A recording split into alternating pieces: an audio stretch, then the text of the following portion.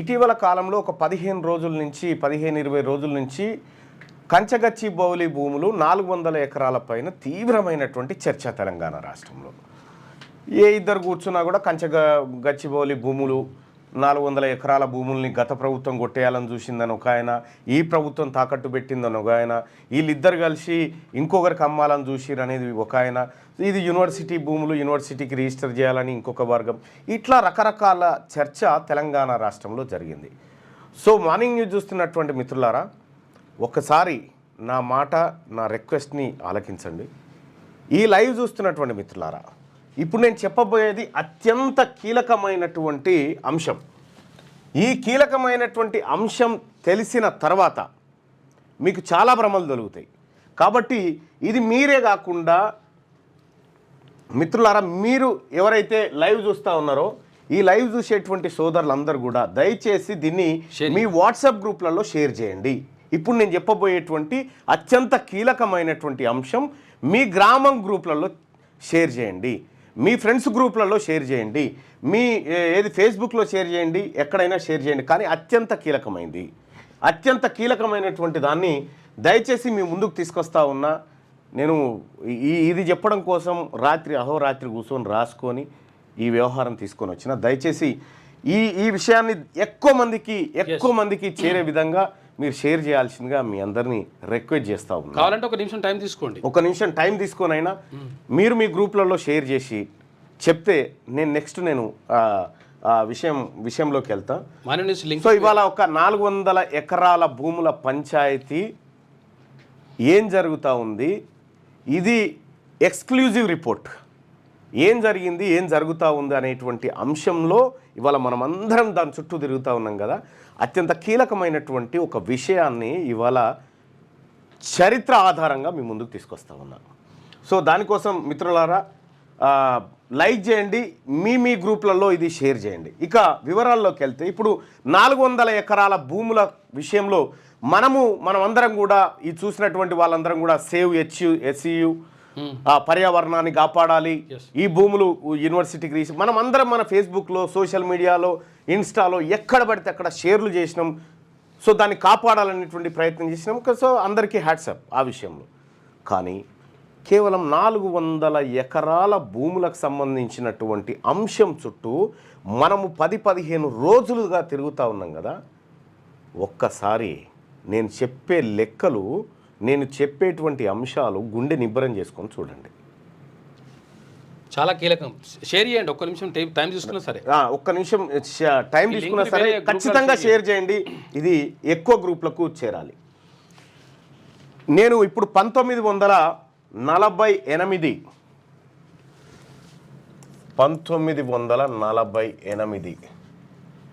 September 17 నాటికి పోదాం ఒక్కసారి. అత్యంత కీలకమైనటువంటి విషయము పదే చెప్తా ఉన్నా, అర్థం చేసుకోండి. 1948 సెప్టెంబర్ 17 నాటికి హైదరాబాద్ స్టేట్, రాష్ట్రం హైదరాబాద్ అంటే 17 నాడు విలీనమైంది, కానీ 16 నాటికే తీసుకోండి. 16 నాటికి హైదరాబాద్ సంస్థానం, హైదరాబాదులో తెలంగాణతో పాటు, ఈ ప్రస్తుతం ఉన్న తెలంగాణతో పాటు మరాఠ్వాడ, తర్వాత కర్ణాటకలోని కొన్ని ప్రాంతాలు ఇందులో విలీనమై ఉన్నాయి. సో ఆ ప్రాంతాలను తీసేయగా, అంటే ఆ ప్రాంతాలను కలుపుకుంటే తెలంగాణ రాష్ట్రంలో అప్పుడు హైదరాబాద్ స్టేట్లో 2,77,5,600 ఎకరాల భూమి ఉంది.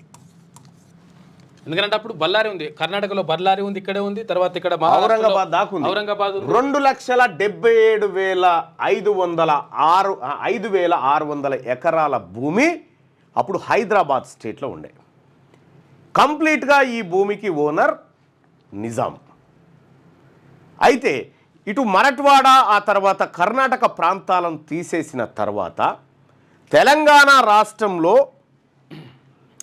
ఉన్నటువంటి భూమి అవి రెండు తీసేసిన తర్వాత 1,70,00,000 ఎకరాలు అట్లా, అంటే రికార్డుల్లో ఉన్నటువంటి భూమి మాత్రమే, ఇంకా రికార్డులో లేనటువంటి భూమి అలాగా.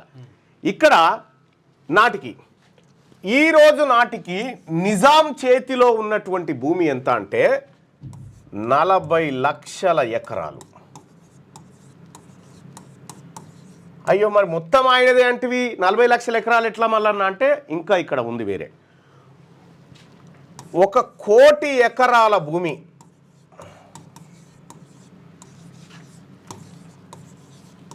జాగీర్దార్ల మీద ఉంది. జాగీర్దార్ల పేరున 1 కోటి ఎకరాల భూమి ఉంది. ఈ 1 కోటి ఎకరాల భూమితో ఇంకా దీంతో పాటు ఇంకా కొంతమంది చేతిలో ఉన్నాయి. 40 లక్షల ఎకరాల భూమి నిజాం చేతిలో. దీంట్లో సర్ఫకాస్ ల్యాండ్స్, రకరకాల ల్యాండ్స్ ఉన్నాయి. సర్ఫకాస్ ల్యాండ్స్ అంటే ఆ ప్రాంతంలో పండేటువంటి ప్రతి పంట, ప్రతి పైసా నిజాం ఖజానాలో పడాలి.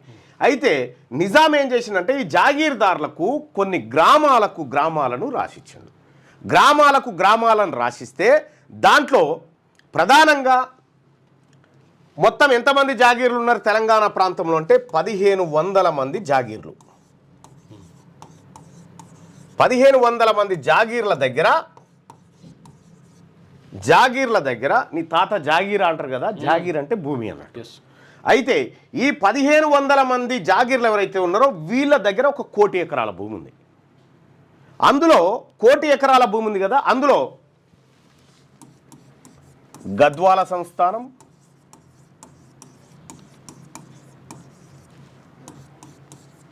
ఆ తర్వాత ఇదేంది జూపల్లి కృష్ణారావు గారు మన కొల్లాపూర్ సంస్థానం, తర్వాత ఇంకొక ఆయన పేరు వచ్చేసి విశ్వనాథ రామచంద్రరావు, కరీంనగర్. విఆర్ రావు, కరీంనగర్. వీళ్ళందరి దగ్గర ఈయన దగ్గర 5 లక్షల ఎకరాలు ఉండే. వీళ్ళ దగ్గర కొన్ని లక్షల ఎకరాలు. ఇట్లా విష్ణూరు రామచంద్రారెడ్డి వీడు దుర్మార్గుడు, వీడు చరిత్ర రామచంద్రారెడ్డి వాడు బట్టలిపి బతుకబలాడి. వాస్తవం ఏంటంటే ఈయన దగ్గర కూడా కొన్ని ఊర్లు 1000 ఎకరాల భూములు. ఇట్లా జాగీర్దార్ల దగ్గర ఈ భూములు ఉన్నాయి. ఈ భూములు జాగీర్దార్లే అంటే కాదు. ఈ నిజాం ఏం చేసిందంటే కొంతమందికి జాగీర్లను అప్పచెప్పి అందులో ఉన్నటువంటి భూములను పేద ప్రజల కౌలుకిచ్చి ఆ కౌలు పన్నులు శిస్తులు వసూలు చేసి నిజాంకు కట్టేటువంటి కార్యక్రమంలో వీళ్ళు గంపగుత్తగా కౌలు పట్టుకురు అనుకోరాదు. ఈ నిజాం భూములే. అయితే వీళ్ళందరి చేతిలో ఇది ఉంది. తెలంగాణ ఇది హైదరాబాద్ సంస్థానం భారత్లో విలీనమైనటువంటి రోజు 1948 సెప్టెంబర్ 17. భారతదేశానికి స్వతంత్రం 1947లో వస్తే తెలంగాణకు స్వతంత్రం 1948 సెప్టెంబర్ 17న వచ్చింది. సో ఇక్కడ మనం గమనించాల్సింది ఏంటంటే భారత్లో విలీనమైంది కదా, విలీనమైందంటే ఈ భూములన్నీ ఎక్కడికి పోవాలా? భారత్లోకి వచ్చేస్తాయి. ఈ భూములన్నీ ఎక్కడికి పోవాలా? ప్రభుత్వంలో జమ కావాలి. ఈ భూములన్నీ, ఈ కోట్లాది ఎకరాల భూములు ప్రభుత్వంలో జమ కావాలి. కానీ ఏం జరిగింది అనేది ఒకసారి చూస్తే 1949లో హైదరాబాద్ స్టేట్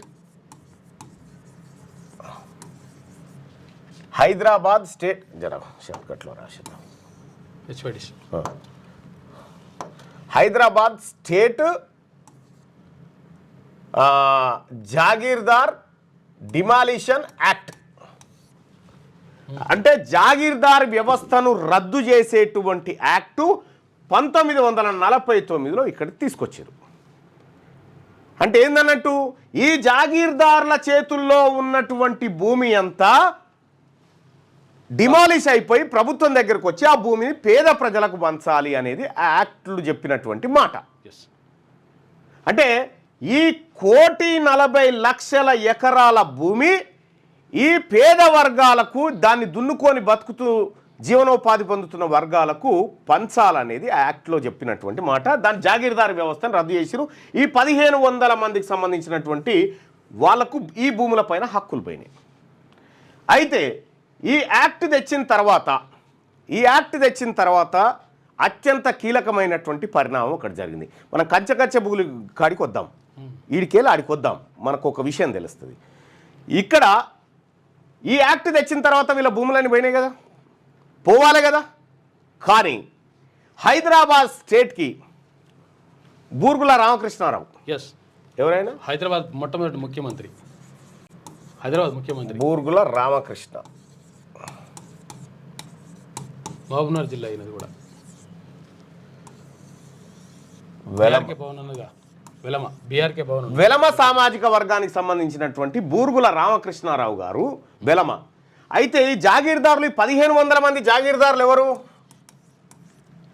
వెలమ, రెడ్డి, ఎస్, బ్రాహ్మణ, తర్వాత కర్ణాలు ఉంటారు. ఉంటే వీళ్ళు ఎవరు? ముస్లింలు కొద్దిమంది. ఏది? ముస్లింలు కూడా ఉంటారు. అవును. ఎవరికి? మన నిజాంకు దగ్గరకు ఉన్నటువంటి 15 వీళ్ళే జాగీర్దారులు. ఇందులోంచి ఒక వర్గమే ఇక్కడ ముఖ్యమంత్రి అయింది కదా. ఈ అబాలిషన్ యాక్ట్ ఏదైతే ఉందో, జాగీర్దార్ అబాలిషన్ యాక్ట్ ఏదైతే ఉందో దాన్ని ఇంప్లిమెంట్ చేయడంలో సపరేట్ కూకున్నాడు. వీళ్ళు తాత్సారం చేసిరు. ఎందుకంటే వీళ్ళయే కదా భూములు పోయేటి, అట్లా ముఖ్యమంత్రి ఆయనే కదా. అయితే ఇక్కడ 1956 వరకు వీళ్ళ చేతులలోనే ఈ రెవెన్యూ రికార్డులు ఇవన్నీ నిర్వహించబడ్డాయి. అయితే ఈ వెలమ సామాజిక వర్గానికి చెందినటువంటి వ్యక్తి ఈ భూములను ఆ వర్గాల కోసం, వాళ్ళ వర్గాల కోసం కాపాడాలని ప్రయత్నం చేస్తే అదే సమయంలో కొండా వెంకట రంగారెడ్డి, ఎవరైతే కొండా విశ్వేశ్వరరెడ్డి గారు వాళ్ళ తాత కేవీ రంగారెడ్డి గారు, కేవీ రంగారెడ్డి గారు రెవెన్యూ శాఖ మంత్రి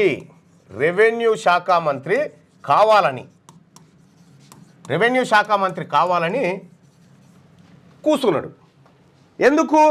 వీళ్ళ వర్గాలకు ఆ భూములు దక్కుతా ఉన్నాయి, మా వర్గాలకి ఈ భూములు దక్కాలని కొండా వెంకట రంగారెడ్డి. ఇప్పుడు రంగారెడ్డి జిల్లా ఉన్నది కదా, ఆయన పేరు మీదనే, ఈ కొండా వెంకట రంగారెడ్డి పేరు మీద రంగారెడ్డి జిల్లా ఏర్పడ్డది. అయితే వీళ్ళిద్దరి మధ్య పంచాయతీ ఏం పంచాయతీ? బూర్గుల రామకృష్ణారావు గారికి ఇంగ్లీష్ వస్తుంది, ఈయనకు ఉర్దూ వస్తుంది. కాబట్టి నువ్వు రెవెన్యూ శాఖను నిర్వహించలేవు అని వీళ్ళిద్దరి మధ్య పేచీ నడుస్తుంది. పేచీ నడిస్తే చెన్నారెడ్డి గారు వెంకటరంగారెడ్డి గారిని ఇంగ్లీష్ నేర్చుకోమని చెప్తాడు వీళ్ళ అల్లుడు. అయితే నేను ఇతర శాఖలు నిర్వహిస్తున్నా కదా, దానికి అడ్డు రాని ఇంగ్లీషు దీనికే ఎందుకు అడ్డొచ్చింది అని వీళ్ళు యుద్ధానికి దిగుతారు. ఇది ఈ స్టోరీ సినిమా స్టోరీ కాదు ఇది. ఇగో శ్రీ కేవీ రంగారెడ్డి ద జెంటిల్మ్యాన్ అనేటువంటి పుస్తకంలో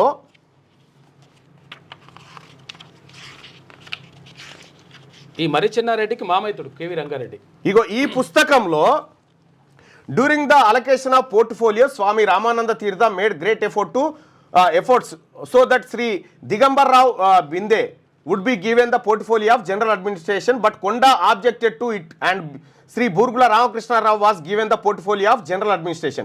You might be wondering why Konda was not offered chief minister of Hyderabad state. Why was Konda just a kingmaker instead of being the king himself? The answer is Konda was not college English educated.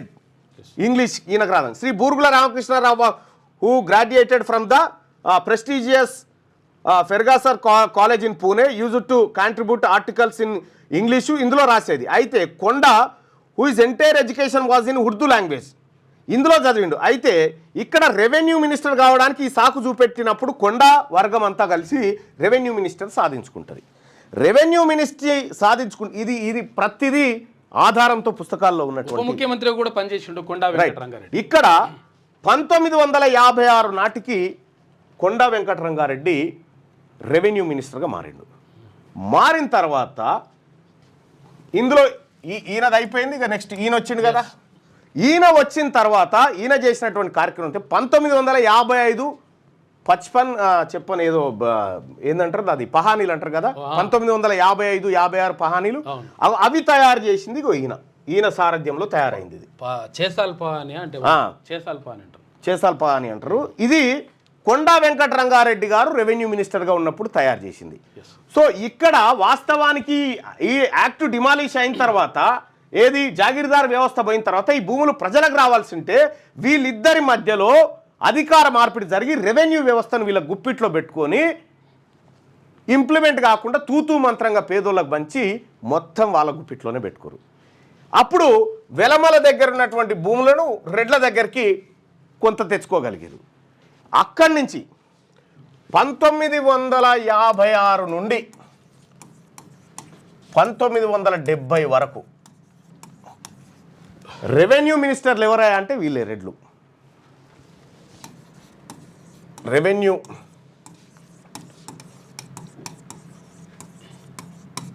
Revenue మినిస్టర్లు వీళ్ళే, రెడ్లే. వీళ్ళ చేతిలోనే ఈ నిర్వహణ అంతా జరిగింది. ఈ నిర్వహణ అంతా జరిగిన తర్వాత కరెక్ట్గా 19 వీళ్ళ ఎట్లా అంటే ఎక్కడికక్కడ ఊర్లు గీర్లు అంత వాళ్ళే అనేటువంటి పరిస్థితి క్రియేట్ అయిపోయింది. ఆ జాగీర్దార్ వ్యవస్థపై కొత్త వ్యవస్థగా వచ్చింది, భూస్వామ్య వ్యవస్థగా మారింది. అది భూస్వామ్య వ్యవస్థగా మారి సందర్భంలో ఒకానొక రోజు 1970 పివి నరసింహారావు, పాములపర్తి వెంకట నరసింహారావు సీఎంగా చేసింది, ముఖ్యమంత్రి అయ్యిండు. ఈయన బ్రాహ్మణ సామాజిక వర్గానికి సంబంధించినటువంటి వ్యక్తి. ఓకే, బ్రాహ్మణ సామాజిక వర్గానికి సంబంధించినటువంటి వ్యక్తి పివి నరసింహారావు. ఈయన వచ్చి ఒకరోజు ఇందిరాగాంధీతోని ఫ్లైట్లో ప్రయాణిస్తూ ఉన్నాడు. ఎవరు?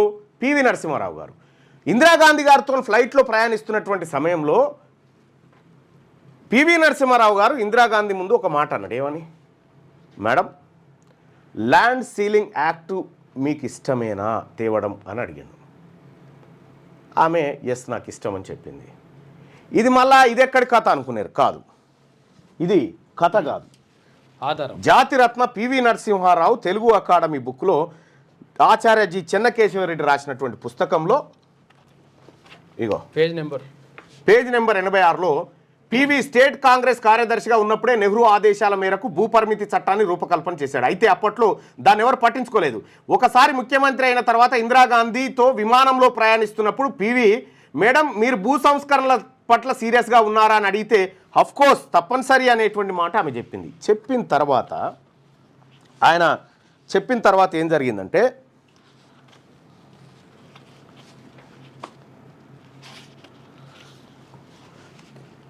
ఈయన ఇక మంత్రులంతా రెడ్లు ఉన్నారు కదా, మంత్రులు తర్వాత వెలమలు, వీళ్ళందరూ మంత్రులు రెడ్లు వెలమలు ఉన్నారు కదా.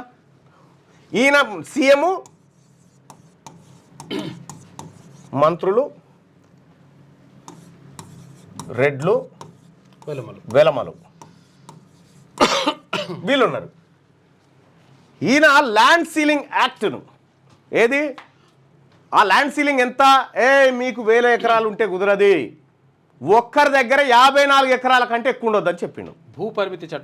భూపరిమితి చట్టం ల్యాండ్ సీలింగ్ యాక్ట్ అనేటువంటిది పివి నరసింహారావు గారు తీసుకొచ్చారు.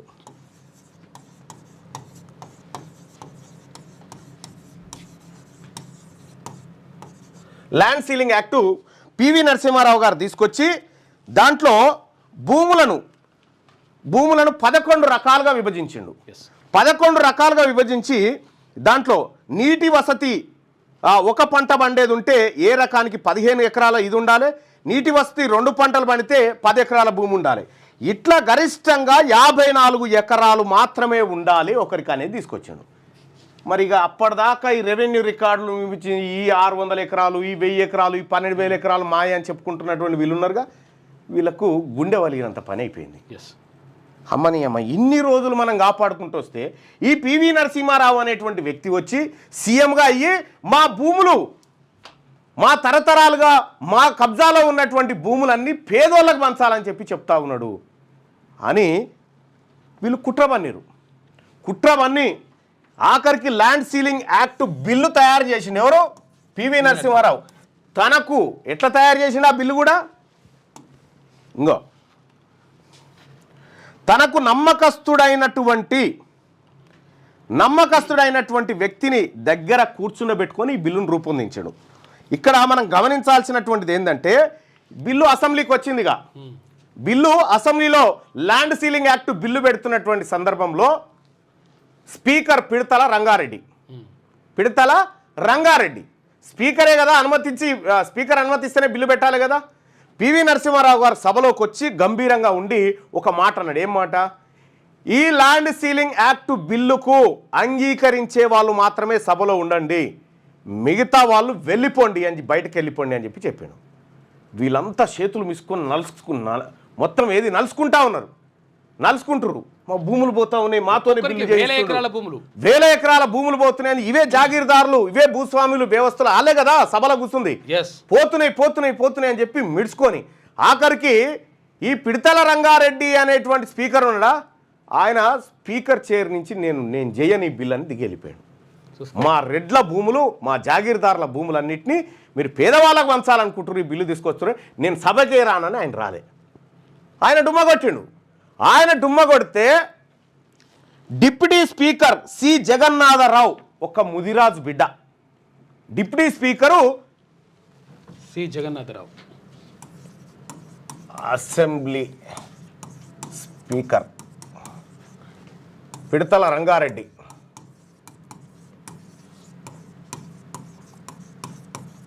పిడతల రంగారెడ్డి ఉండే డిప్యూటీ స్పీకర్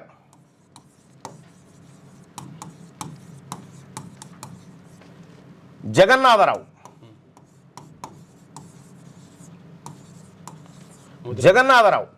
ఈయన ముదిరాజ్ సామాజిక వర్గానికి సంబంధం. ఈయనకు పాదాభివందనం చేయాలి. ఈయన ఏం చేసిండు? స్పీకర్ చైర్లో కూర్చొని బిల్లును ఇంట్రడ్యూస్ చేయించాడు. నేను చూసుకుంటా అని చెప్పిండు స్పీకర్. బిల్లును ఇంట్రడ్యూస్ చేయిస్తే ఇది అక్కడ మంత్రివర్గంలో ఉన్న వాళ్ళు బయటికి పోనీకి లేదుగా. అందరికీ పివి నరసింహారావు ఏం చెప్పిండు? ఇది ఇందిరమ్మ బిల్లు, ఇందిరమ్మ పథకం, దాన్ని వ్యతిరేకిస్తే బాగుండదని సీరియస్గా వార్నింగ్ ఇస్తే కూసున్నారు, నసిగిర్రు. అయితే ఎప్పుడైతే ఈయన డుమ్మగొట్టిచ్చారు, పిడతల రంగారెడ్డిని సభకు రాకుండా ఆ వర్గాలలో అడ్డుకున్నారు.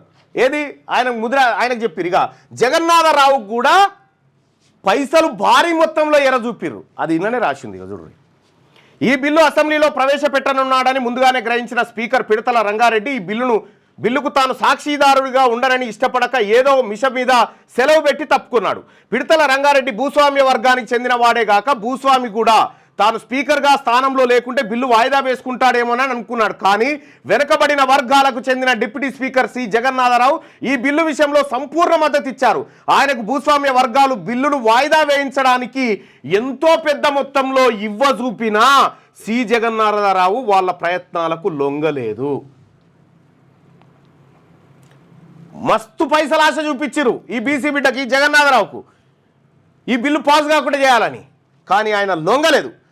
కాంగ్రెస్ పార్టీలోని ధనిక భూస్వామ్య వర్గాలు ఈ బిల్లును అడ్డుకోవడానికి తెర వెనుక లాబీ ఎంత చేయాలో అంత చేశారు. పివి నరసింహారావు ఒక నమ్మకస్తుడైన డిప్యూటీ కార్యదర్శి స్థాయి డ్రాఫ్ట్ మ్యాన్తో కలిసి బిల్లును చాలా పకడ్బందీగా రూపొందించడం జరిగింది. ఎంతో హోంవర్క్ చేశారు ఇద్దరు. పివి అసెంబ్లీ హాల్లోకి ప్రవేశించి గంభీరంగా గొంతు సవరించుకొని భూ సంస్కరణలను సమర్థించే వారంతా శాసనసభలో కూర్చోవచ్చు, మిగతా వారంతా వెళ్ళిపోవచ్చు అని స్పష్టంగా ప్రకటించాడు. భూస్వామ్య వర్గానికి చెందిన ఎమ్మెల్యేలు లేచి కేకలు పెట్టారు. మంత్రివర్గ సభ్యులంతా ఇది ఇందిరమ్మ పథకం అని నోరు మూసుకొని కూర్చున్నారు. కానీ భూస్వామ్య వర్గ మంత్రులకు లోపల ఇష్టం లేదు, కుత ఉడికిపోతున్నారు. అసెంబ్లీలో బిల్లు ప్రవేశపెట్టగానే వాళ్ళు కూడా సనగడం మొదలు పెట్టారు. సారవంతమైన వాటిని బట్టి కేటగిరీలుగా విభజించినటువంటి ఇది భూ సంస్కరణల బిల్లు పెట్టే టైంకి రెడ్లు దాన్ని అడ్డుకోవడానికి పిడతల రంగారెడ్డి తప్పించుకొని పోయిండు. ఈ బిల్లును ప్రవేశపెడితే ఎట్లా అని చెప్పి జగన్నాథరావుకు భారీగా డబ్బులు ఎరజూయించారు. ఈ రకంగా బిల్లు వచ్చేసింది. మొత్తానికి బిల్లు వచ్చిన తర్వాత వీళ్ళు ఏం చేసిరు? మనకు పాట ఉంటుంది, నూటికి ఏదో కుక్క పేరున నక్క పేరున లెక్కలు రాసి దోచుకున్నారనేటువంటి ఒక పాట ఉంటుంది. అదేం పాట? ఆర్ నారాయణమూర్తిదో ఏదో దాసరి నారాయణరావుదో ఒక సినిమాలో ఉంటుంది.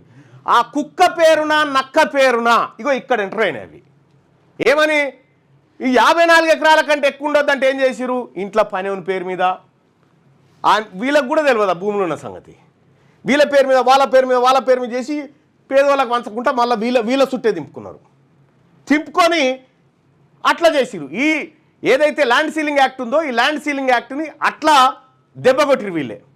కొట్టిన తర్వాత ఈ దెబ్బ కొట్టిన తర్వాత ఇప్పుడు నిజాం దగ్గర ఉన్న 40 లక్షల ఎకరాలు, వీళ్ళ చేతిలో ఉన్న 1 కోటి ఎకరాలు, ఇది వాస్తవానికి పేదవాళ్ళకి దక్కాల్సిన భూమి. దక్కకుండా ఎన్ని రకాలుగా ల్యాండ్ సీలింగ్ యాక్ట్ దాకా తీసుకొచ్చిన చూడండి. ఆ తర్వాత వీళ్ళు ఈ అన్యాయం చేస్తున్నారని చెప్పి పివి నరసింహారావు గారు మా భూములు గుంజుకున్నాడని శకబెట్టి ఈయనని సీఎం పదవి నుంచి దించేసారు. వీళ్ళే ఈ రెడ్లు వెలమలు కలిసి పివి నరసింహారావు గారిని పదవి నుంచి దించేసారు. మీకు ఒకటి తెలుసో లేదో, పివి నరసింహారావు గారు చనిపోతే కేసీఆర్ గారు పోలే, కానీ పివి నరసింహారావు గారి కూతుర్ని ఎమ్మెల్సీని చేసిండు. సో వాళ్లకు పివి కుటుంబం పైన, బ్రాహ్మణ సామాజిక వర్గం పైన, ఈ రెండు వర్గాలకు అత్యంత కోపం ఉంటుంది. వాస్తవానికి పేద వర్గాలకు భూమి అందాలని ఆలోచన చేసింది పివి నరసింహారావు గారు, బ్రాహ్మణుడు అయ్యండి. ఆయన చేయడమే కాదు, ఆయనకున్న 500 ఎకరాల భూమిని పంచిండు పేదోళ్లకు.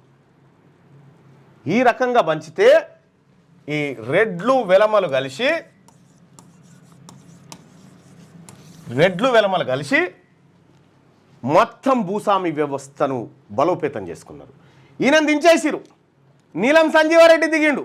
అంతకంటే ముందు నీలం సంజీవారెడ్డి, చెన్నారెడ్డి, కొండ వెంకటరంగారెడ్డి వీళ్ళందరూ కలిసి భూ రికార్డులన్నీ తమ దగ్గర పెట్టుకొని మొత్తం ఆడిందే ఆట పాడిందే పాట ఇవాల్టికి జరుగుతూ ఉంది.